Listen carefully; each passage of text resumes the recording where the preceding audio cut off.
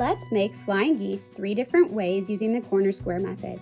For a basic 1 at a time flying geese unit, you will need a 2.5 by 4.5 inch rectangle and 2 2.5 inch squares.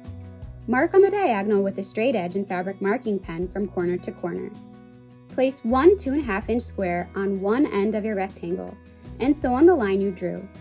Trim your seam allowance to 1/4 inch and press your corner open. Repeat this process with your other 2.5 inch square, placing it on the other side of your rectangle. Trim and press open to reveal your flying geese unit.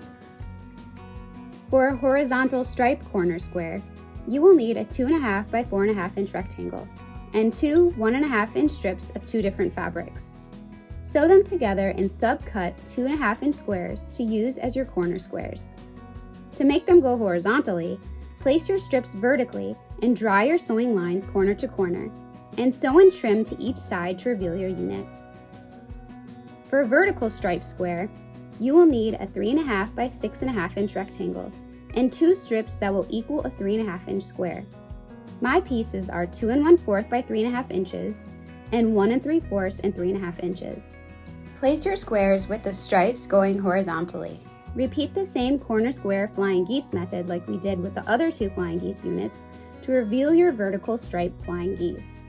Use your fun new trick to make the Skyward Path Pillow featuring Starling Fabrics by Art Gallery Fabrics.